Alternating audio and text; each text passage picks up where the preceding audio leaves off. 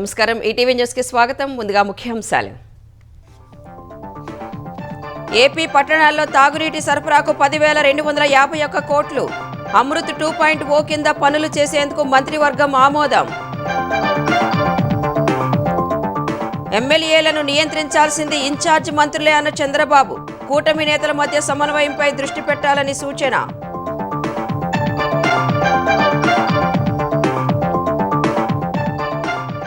ఏపీలో నేడు మరో కొత్త పథకాన్ని ప్రారంభించనున్న కూటమి ప్రభుత్వం. ఆటో క్యాబ్ డ్రైవర్లకు 15,000 చొప్పున ఆర్థిక సాయం. 2,90,000 మందికి లబ్ధి. స్థానిక సంస్థల ఎన్నికలపై కాంగ్రెస్ ప్రభుత్వం ముమ్మర కసరత్తు. సంక్షేమ కార్యక్రమాలపై విస్తృత ప్రచారం చేయాలని పార్టీ నేతలకు మంత్రుల దిశానిర్దేశం.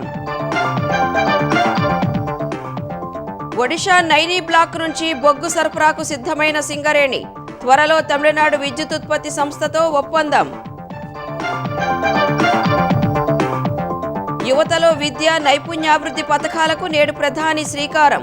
పీఎం సేతు కింద 60,000 కోట్లు ఖర్చు చేయనున్న కేంద్రం. అమెరికా శాంతి సూత్రాల్లో కొన్నింటిని అంగీకరించిన హమాస్. గాజా పట్టీపై దాడులు ఆపాలని ఇజ్రాయెల్కు ట్రంప్ ఆదేశం.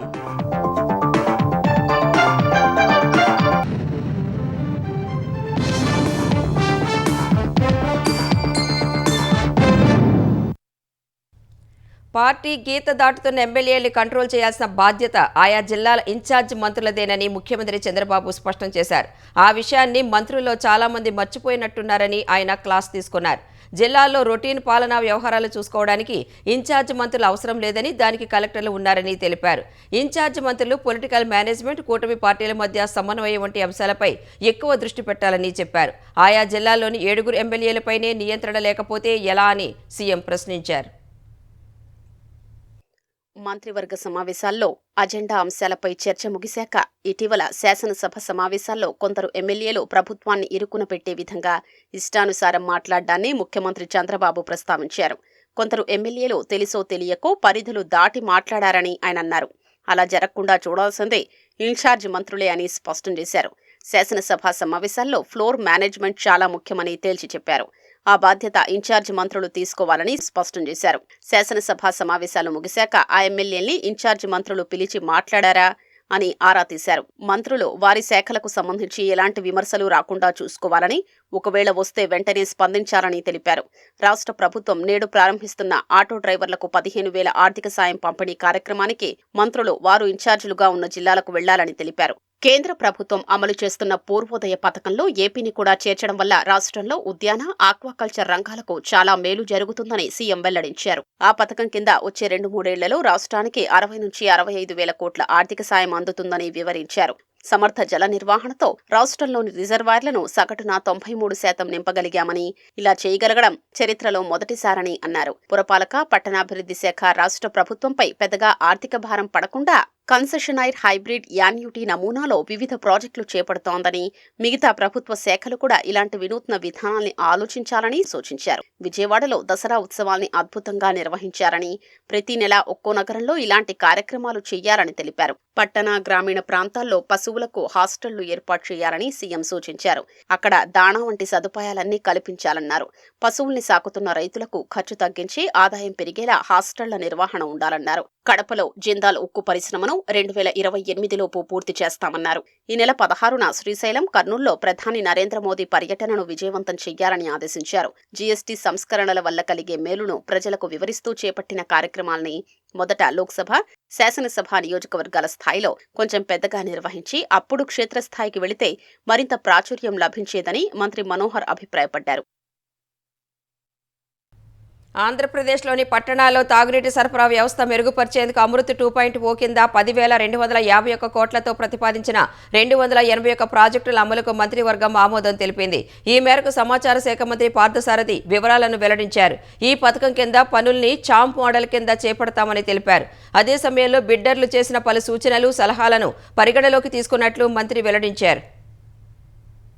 ప్రభుత్వం 13/5/2025 GOMS నెంబర్ 82 ద్వారా PH అండ్ MED మరియు APGBC కింద 281 అమృత్ 2O ప్రాజెక్టులు అమలు చేయడానికి 10,251.72 కోట్ల మొత్తానికి పరిపాలనా అనుమతిని మంజూరు చేసింది. చామ్ మోడ్ల కింద 281 పనుల్ని అమృత్ 2O కింద ఏదైతే ఉన్నాయో ప్రతిపాదించి టెండర్లు కూడా పిలవడం జరిగిందని చెప్పేసి మనం చేస్తున్నాం. APU FIDC ఈ సంస్థ ఏదైతే ఉందో మేనేజింగ్ డైరెక్టర్ 2,756.67 కోట్లు బదులు 2,980.9 కోట్లు కన్సెషనరీ సపోర్ట్ కింద పెంచమని చెప్పేసి కూడా రిక్వెస్ట్ చేయడం. ఏదైనా కూడా మొత్తం ప్రాజెక్ట్ కాస్ట్ లో 60% కన్సెషనరీస్ 40% అథారిటీ బేర్ చేయాలని చెప్పేసి రిక్వెస్ట్ చేశారు. దీనికి సంబంధించిన ప్రతిపాదన ఏదైతే ఉందో దాన్ని ప్రభుత్వం ఆమోదించడం జరిగిందని చెప్పేసి మనం చేస్తాను.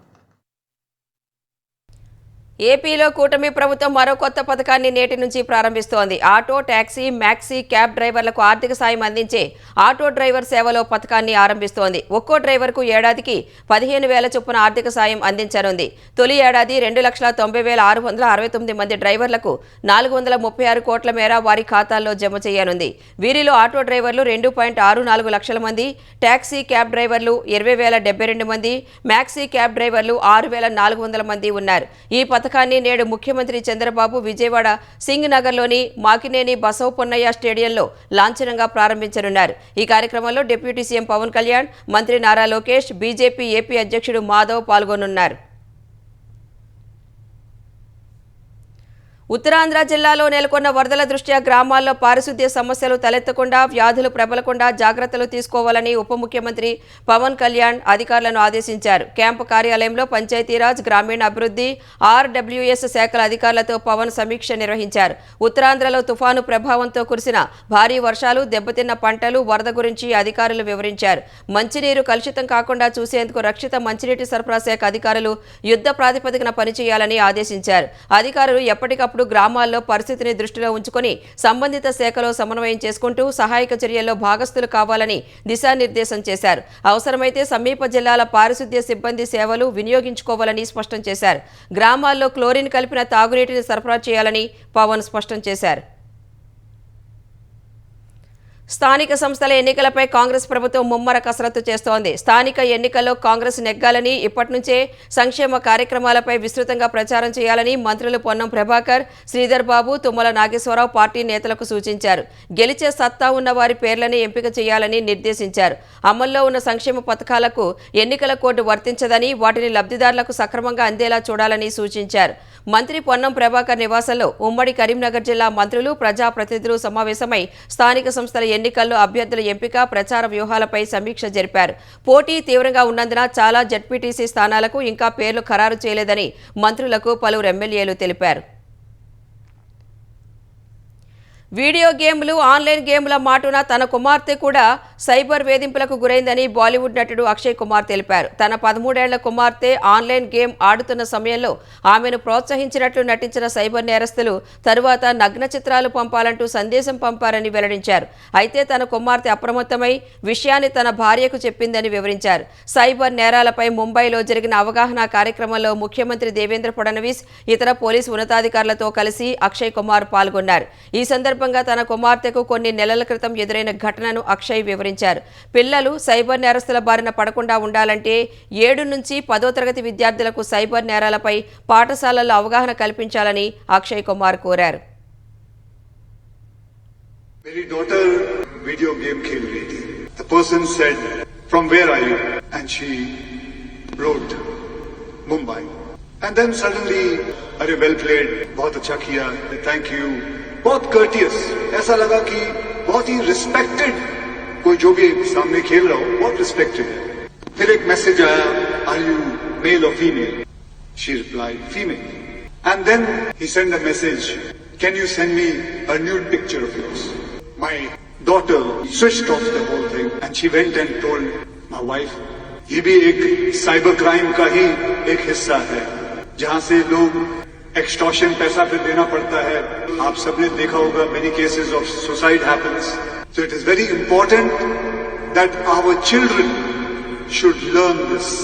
तो मैं सीएम साहब से दरखास्त करूंगा कि हमारे महाराष्ट्र स्टेट के अंदर हर हफ्ते 7th, 8th, 9th, 10th standard के अंदर एक पीरियड जो हो वो साइबर का पीरियड हो, जहां बच्चों को यह समझाया जाए कि होता क्या है। శాంతి ప్రణాళికలోని కొన్ని అంశాలను అంగీకరిస్తున్నట్లు హమాస్ ప్రకటన విడుదల చేయడంతో గాజా పట్టీపై దాడులు ఆపాలని ఇజ్రాయెల్కు అమెరికా అధ్యక్షుడు డొనాల్డ్ ట్రంప్ సూచించారు. శాంతికి హమాస్ సిద్ధంగా ఉన్నట్లు తనకు అనిపిస్తోందని తెలిపారు. ఈ సూచనలపై స్పందించిన ఇజ్రాయెల్ ప్రధాని నెతన్యాహు అమెరికా ప్రతిపాదించిన శాంతి సూత్రాల్లో మొదటి దశను అమలు చేయడానికి సిద్ధమవుతున్నట్లు తెలిపారు. అంతకుముందు తాను ప్రతిపాదించిన 20 సూత్రాల శాంతి ప్రణాళికకు అంగీకారం తెలపకపోతే హమాస్కు నరకం చూపిస్తానని ట్రంప్ హెచ్చరించారు. గాజాలో యుద్ధం ముగింపునకు అమెరికా అధ్యక్షుడు డొనాల్డ్ ట్రంప్ తీవ్ర ప్రయత్నాలు చేస్తున్నారు. ఈ క్రమంలో పలు కీలక పరిణామాలు చోటు చేసుకున్నాయి. ఆదివారం సాయంత్రం 6 గంటల్లోపు తాను ప్రతిపాదించిన 20 సూత్రాల శాంతి ప్రణాళికకు హమాస్ సమ్మతి తెలపకపోతే నరకమెలా ఉంటుందో చూపిస్తానని తొలుత ట్రంప్ ట్రూత్ లో పోస్ట్ చేశారు. ఇప్పటికే 25,000 మంది హమాస్ సైనికులు హతమయ్యారని, మిగిలిన వారిని కూడా వెంటాడతామని హెచ్చరించారు. పశ్చిమాసియా దేశాలన్నీ తమ వెంట ఉన్నాయన్న ట్రంప్ శాంతి ఒప్పందంపై ఇజ్రాయెల్ సంతకం చేయనుందని తెలిపారు. 3,000 సంవత్సరాల తర్వాత పశ్చిమాసియాలో శాంతి నెలకొననుందని, బందీలందరినీ ఇజ్రాయెల్కు అప్పగించాలని హమాస్కు సూచించారు. ఆయుధాల్ని హమాస్ త్యజించాలని రాసుకొచ్చారు. ఇదే హమాస్కు చివరి అవకాశమని ట్రంప్ హెచ్చరించారు. అమెరికా అధ్యక్షుడు డొనాల్డ్ ట్రంప్ ప్రతిపాదించిన శాంతి ప్రణాళికలోని కొన్ని అంశాల్ని అంగీకరిస్తున్నట్లు హమాస్ ఆ తర్వాత ప్రకటన విడుదల చేసింది. బందీల విడుదల సహా అధికారాన్ని వదులుకోవడానికి సిద్ధమని అందులో పేర్కొంది. అయితే కొన్ని కీలక అంశాలపై మరిన్ని చర్చలు అవసరమని తెలిపింది. గాజా భవిష్యత్తు సహా పాలస్తీనియన్ల హక్కులపై సమగ్రంగా చర్చలు జరగాలని కోరింది. కీలక ప్రతిపాదన అయిన నిరాయుధీకరణ గురించి హమాస్ తన ప్రకటనలో పేర్కొనలేదు. శాంతి ప్రణాళికలోని కొన్ని అంశాలకు హమాస్ అంగీకారం తెలపడంతో గాజా పట్టీపై దాడులు ఆపాలని ఇజ్రాయెల్ను అమెరికా అధ్యక్షుడు డొనాల్డ్ ట్రంప్ ఆదేశించారు. శాంతికి హమాస్ సిద్ధంగా ఉన్నట్లు తనకనిపిస్తోందని ట్రూత్ లో పోస్ట్ చేశారు. గాజా పట్టీపై ఇజ్రాయెల్ వెంటనే దాడులు ఆపితే బందీల్ని సురక్షితంగా తిరిగి తెచ్చుకోవచ్చని రాసుకొచ్చారు. శాంతి ఒప్పందానికి సంబంధించి భాగస్వామి పక్షాలతో చర్చలు జరుగుతున్నాయని, త్వరలోనే వివరాలు వెల్లడిస్తామని ట్రంప్ తెలిపారు. కాగా హమాస్ వద్ద ప్రస్తుతం 48 మంది బందీలు ఉండగా వారిలో దాదాపు 20 మంది సజీవంగా ఉంటారని అంచనా. గత వారం ఇజ్రాయెల్ ప్రధాని నెతన్యాహు సమక్షంలో అమెరికా అధ్యక్షుడు డొనాల్డ్ ట్రంప్ శాంతి ప్రణాళికను ప్రకటించారు. వాటిని అరబ్ సహా కొన్ని ముస్లిం దేశాలు స్వాగతించాయి. ఇజ్రాయెల్ దాడులతో నిరంతరం నరకయాతన అనుభవిస్తున్న గాజా ప్రజలకు మద్దతుగా ఇటలీలోని 100 నగరాల్లో ప్రజలు సాధారణ సమ్మె నిర్వహించారు. ఈ సందర్భంగా జరిగిన ప్రదర్శనల్లో 20 లక్షల మందికి పైగా పాల్గొన్నారని ఇటలీకి చెందిన అతిపెద్ద కార్మిక సంఘం వెల్లడించింది. ఒక్క రోమ్ నగరంలోనే 3 లక్షల మంది పాల్గొన్నారు. పలు చోట్ల నిరసనకారులు పోలీసులకు మధ్య ఘర్షణ చోటు చేసుకుంది.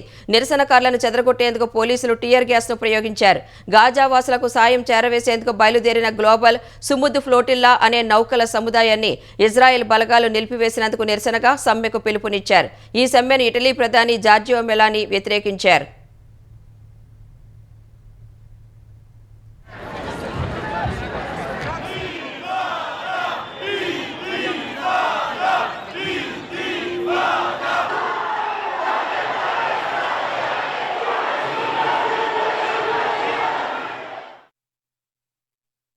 సింగరేణి సంస్థ ప్రతిష్టాత్మకంగా చేపట్టిన ఒడిశాలోని నైనీ బ్లాక్ నుంచి తమిళనాడు విద్యుత్ ఉత్పత్తి సంస్థ జెన్కో ప్లాంట్కు బొగ్గు సరఫరా చేసేందుకు సర్వం సిద్ధమైంది.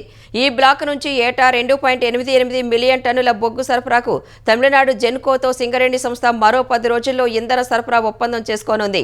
ఈ మేరకు తమిళనాడు జెన్కో ఎండీ గోవిందరావు సింగరేణి సీఎండీ బలరాంను కలిసి చర్చలు జరిపారు. తమిళనాడులోని తూత్తుకుడి జిల్లా ఉడింగిడి వద్ద ఉన్న 1200 మెగావాట్ల థర్మల్ విద్యుత్ ప్లాంట్కు G11 గ్రేడ్ బొగ్గును నైనీ నుంచి సరఫరా చేయాలని గోవిందరావు కోరారు. నైనీ బొగ్గు బ్లాక్ నుంచి ఉత్పత్తి ప్రారంభమైన నేపథ్యంలో రైల్ జలమార్గంలో సరఫరా చేసేందుకు సంసిద్ధంగా ఉన్నట్లు బలరాం తెలిపారు. బొగ్గు సరఫరాకు ఏర్పాట్లు చేయాల్సిందిగా నైనీ అధికారులను ఆదేశించారు. ఇప్పటికే సింగరేణి ద్వారా తమిళనాడులోని నార్త్ చెన్నై విద్యుత్ ప్లాంట్కు ఏటా 1.75 మిలియన్ టన్నుల బొగ్గు సరఫరా జరుగుతోంది. తెలంగాణలో గతేడాదితో పోలిస్తే సెప్టెంబర్లో 7% మద్యం అమ్మకాలు పెరిగినట్లు ప్రొహిబిషన్ అండ్ ఎక్సైజ్ శాఖ వెల్లడించింది. ఈ సెప్టెంబర్లో 3,046 కోట్ల రూపాయల విలువైన మద్యం అమ్ముడైనట్లు తెలిపింది. గతేడాది ఇదే నెలలో 2,838 కోట్ల రూపాయల విలువైన మద్యం విక్రయాలు జరిగినట్లు వివరించింది. దసరా పండుగ సందర్భంగా మద్యం అమ్మకాలు పెరిగాయని ఎక్సైజ్ శాఖ వెల్లడించింది. ఈ ఏడాది సెప్టెంబర్ 29న 278 కోట్లు, 30న 333 కోట్లు, అక్టోబర్ 1న 86.2 23 కోట్ల రూపాయల విలువైన మద్యం అమ్మకాలు జరిగినట్లు పేర్కొంది. 2024లో సెప్టెంబర్ నెలలో 28,81,000 కేసులు మద్యం విక్రయించగా ఈ సెప్టెంబర్లో 29,92,000 కేసులు అమ్మినట్లు వెల్లడించింది.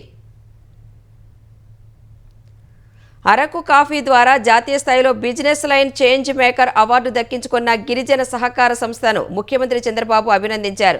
అరకు వ్యాలీ కాఫీకి ఫైనాన్షియల్ ట్రాన్స్ఫర్మేషన్ విభాగంలో అవార్డు దక్కడంపై గిరిజన శాఖ మంత్రి గుమ్మిడి సంధ్యారాణి, జీసీసీ ఎండీ కల్పనా కుమారిని ఆయన ప్రశంసించారు. సీఎంను సచివాలయంలో కలిసిన మంత్రి సంధ్యారాణి, ఎండీ కల్పనా కుమారి బిజినెస్ లైన్ నుంచి స్వీకరించిన అవార్డును, ప్రశంసా పత్రాన్ని అందించారు. జీఐ ట్యాగ్ పొందిన తర్వాత అరకు కాఫీ అంతర్జాతీయ స్థాయిలో ప్రముఖ బ్రాండ్ గా మారిందని సీఎం తెలిపారు. ఏజెన్సీ ప్రాంతాల్లో సేంద్రియ విధానంలో సాగవుతున్న అరకు కాఫీ స్వచ్ఛత, సువాసనలతో పాటు ప్రత్యేక రుచిని కలిగి ఉందన్నారు. ఈ విశిష్టత కారణంగా అరకు కాఫీకి మంచి బ్రాండ్ అనే పేరు వచ్చిందని సీఎం చెప్పారు. అమరావతిలో 3వ దశ రోడ్డు విస్తరణకు సంబంధించి సవరించిన అంచనాల పరిశీలనకు ప్రభుత్వం వివిధ శాఖల అధికారులతో కమిటీని ఏర్పాటు చేసింది. ఈ రహదారి విస్తరణలో భాగంగా వంతెనలు, అండర్ పాస్లతో పాటు అన్ని వసతులతో 6 వరుసల ఎలివేటెడ్ కారిడార్ను నిర్మించనున్నారు. రహదారి పనులు పర్యవేక్షిస్తున్న Amaravati development corporation limited CMD నుంచి సవరించిన అంచనాలపై ప్రభుత్వానికి లేఖ వెళ్లింది. ఈ నేపథ్యంలో వాటిని సమీక్షించే కమిటీ చైర్మన్గా సిఆర్డీఏ అదనపు కమిషనర్ వ్యవహరిస్తారు. సభ్యులుగా ఈఎన్సీ, ప్రజారోగ్య విభాగం ENC, CRDA ENC, Guntur RDO, ADCL సిఈలను నియమిస్తూ పురపాలక శాఖ ముఖ్య కార్యదర్శి సురేష్ కుమార్ ఉత్తర్వులు జారీ చేశారు. ఏపీలో 2 ప్రధాన దేవాలయాలకు పాలక మండలి సభ్యులను కూటమి ప్రభుత్వం నియమించింది. శ్రీశైలం, శ్రీకాళహస్తి దేవస్థానాల ట్రస్ట్ బోర్డు సభ్యులుగా ఎంపికైన వారి పేర్లను ప్రకటించింది. శ్రీశైలం దేవాలయం పాలక మండలిలో 16 మంది సభ్యులు, 4 ప్రత్యేక ఆహ్వానితులను ప్రభుత్వం నియమించింది. శ్రీకాళహస్తి దేవస్థానం పాలక మండలిలో 16 మంది సభ్యులు, ప్రత్యేక ఆహ్వానితులుగా ఒకరిని నియమించింది.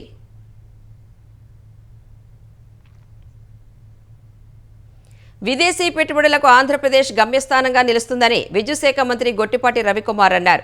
భారతదేశంలోని ఇతర రాష్ట్రాల కంటే ఏపీలో విదేశీ పెట్టుబడిదారులకు విస్తృత అవకాశాలున్నాయని మంత్రి వెల్లడించారు. నవంబర్ 14, 15 తేదీల్లో విశాఖ వేదికగా రాష్ట్ర ప్రభుత్వం, సిఐఐ సంయుక్తంగా నిర్వహిస్తున్న అంతర్జాతీయ సమ్మిట్లో ఫ్రాన్స్ పారిశ్రామికవేత్తలు పాల్గొనాలని గొట్టిపాటి కోరారు. ఈ మేరకు రాష్ట్ర ప్రభుత్వం తరపున ఫ్రాన్స్ పెట్టుబడిదారులను అధికారికంగా ఆహ్వానించారు. ప్యారిస్లో Indo French chamber of commerce and industry సహకారంతో నిర్వహించిన రోడ్ షోలో మంత్రి పాల్గొని ప్రసంగించారు. ఏపీలో పెట్టుబడులకు ఉన్న విస్తృత అవకాశాలను పవర్ పాయింట్ ప్రజెంటేషన్ ద్వారా పెట్టుబడిదారులకు వివరించారు. ప్రస్తుత ఆర్థిక సంవత్సరం మొదటి 6 నెలల కాలంలో 10,143 కోట్ల రూపాయల స్థూల ఆదాయాన్ని ఆర్జించినట్లు దక్షిణ మధ్య రైల్వే వెల్లడించింది. 71.14 మిలియన్ టన్నుల సరుకు రవాణాతో 6,635 కోట్లు, ప్రయాణికుల విభాగం నుంచి 2,991 కోట్ల ఆదాయం గడించినట్లు వివరించింది. 2024-25 ఆర్థిక ఏడాది మొదటి 6 నెలలతో పోలిస్తే ఆదాయం 1.7% పెరిగిందని దక్షిణ మధ్య రైల్వే పేర్కొంది. సరుకు రవాణాలో 6% పెరుగుదల నమోదైందని తెలిపింది. సిబ్బంది కృషి, అన్ని విభాగాల మధ్య సమన్వయం కారణంగా రికార్డు స్థాయి ఆదాయాన్ని ఆర్జించినట్లు దక్షిణ మధ్య railway general manager Sanjay Kumar Srivastava తెలిపారు. దసరా పండుగ టీజీఎస్ ఆర్టీసీకి కాసుల వర్షం కురిపించింది. ఈ సీజన్లో కేవలం 10 రోజుల్లో ఆర్టీసీకి 110 కోట్ల రూపాయల ఆదాయం సమకూరింది. బతుకమ్మ, దసరా పండుగల సందర్భంగా టీజీఎస్ ఆర్టీసీ 7,754 ప్రత్యేక బస్సులు నడపాలని నిర్ణయించగా ఈ నెల 2వ తేదీ వరకు 5,300 బస్సులను మాత్రమే తిప్పినట్లు అధికారులు తెలిపారు. గతేడాదితో పోలిస్తే ఈ సంఖ్య 1000 తక్కువగా ఉందన్న యాజమాన్యం అదేవిధంగా 4 కోట్ల ఆదాయం తగ్గినట్లు అంచనా వేసింది. హైదరాబాద్, సికింద్రాబాద్ నుంచి రాష్ట్ర నలుమూలలతో పాటు ఆంధ్రప్రదేశ్, కర్ణాటక, మహారాష్ట్రకు సెప్టెంబర్ 20 నుంచి 2 వరకు ప్రత్యేక బస్సులను నడిపినట్లు పేర్కొంది. తిరుగు ప్రయాణానికి సంబంధించి ఈ నెల 5, 6 తేదీల్లోనూ రద్దీకి అనుగుణంగా బస్సులను నడపాలని ఆర్టీసీ నిర్ణయించింది. దేశంలో యువతకు సంబంధించిన పలు పథకాలకు ప్రధాని నరేంద్ర మోదీ నేడు శ్రీకారం చుట్టనున్నారు. విద్య, నైపుణ్యాభివృద్ధి, ఆంటర్ప్రెన్యూర్షిప్ కి సంబంధించి 62,000 కోట్లకు పైగా విలువైన పథకాలను ప్రారంభించనున్నట్లు ప్రధాని కార్యాలయం తెలిపింది. దేశంలో ఐటీఐల ఆధునికీకరణకు సంబంధించి పీఎం సేతు పథకాన్ని ప్రధాని మోదీ ప్రారంభించనున్నారు. ఈ పథకం కింద కేంద్ర ప్రభుత్వం 60,000 కోట్లు వెచ్చించనుండగా దేశంలో 1000 ప్రభుత్వ ఐటీఐల్లో ఆధునిక మౌలిక సదుపాయాలు, డిజిటల్ లెర్నింగ్, ఇంక్యుబేషన్ వంటి వసతులు కల్పించనున్నారు. పరిశ్రమకు అవసరమైన నైపుణ్యం నైపుణ్యాలతో విద్యార్థులు బయటకు వచ్చేలా ఐటీఐలలో కొత్తగా ఏర్పాటు చేసే ఈ క్లస్టర్ను పారిశ్రామిక సంస్థలు నిర్వహించనున్నాయి. 34 రాష్ట్రాలు, కేంద్రపాలిత ప్రాంతాల్లోని 400 నవోదయ విద్యాలయాలు, 200 ఏకలవ్య మోడల్ రెసిడెన్షియల్ పాఠశాలల్లో 1200 వొకేషనల్ స్కిల్ ల్యాబ్లను ప్రధాని మోదీ ప్రారంభిస్తారని పీఎంఓ తెలిపింది. ఈ స్కిల్ ల్యాబ్లలో ఐటీ, ఆటోమోటివ్, వ్యవసాయం, ఎలక్ట్రానిక్స్, లాజిస్టిక్స్, టూరిజం వంటి అంశాలపై విద్యార్థులకు శిక్షణ ఇస్తారు. అటు బీహార్లో విద్యార్థులకు ప్రతి నెల 1000 రూపాయలు ఇచ్చే ముఖ్యమంత్రి నిశ్చయ్ స్వయం సహాయత భత్తా యోజన, 4 లక్షల వరకు వడ్డీ లేని రుణాలు ఇచ్చే స్టూడెంట్ క్రెడిట్ కార్డు పథకాలను ప్రారంభించనున్నారు. జాతీయ రహదారులపై ఫాస్టాగ్ చెల్లింపుల విషయంలో కేంద్రం 2 కొత్త నిబంధనలను ప్రవేశపెట్టింది. ఫాస్టాగ్ లేని వాహనాలు జాతీయ రహదారుల్లోని టోల్ గేట్ల వద్ద సాధారణ రుసుముకు 2 మొత్తం చెల్లించాలన్న నిబంధనను సడలించింది.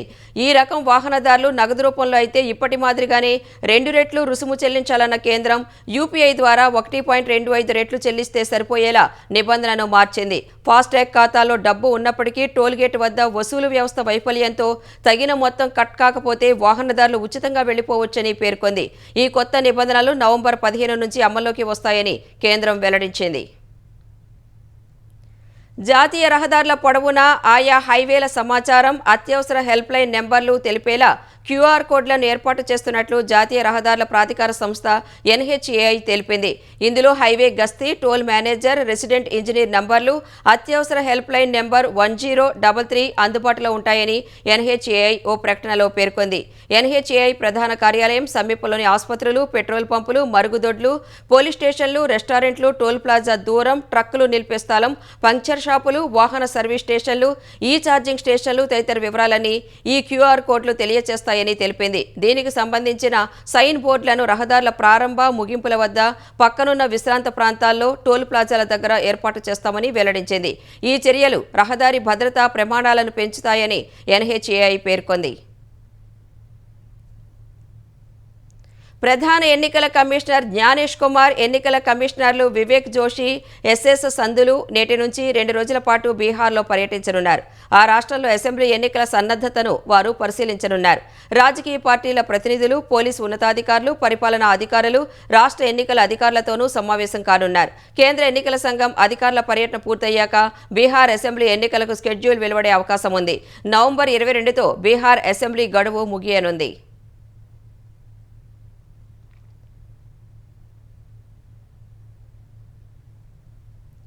టాలీవుడ్లో అగ్ర హీరో, హీరోయిన్లుగా ఉన్న విజయ్ దేవరకొండ, రష్మిక మందాన వివాహ బంధంలోకి అడుగు పెట్టబోతున్నారు.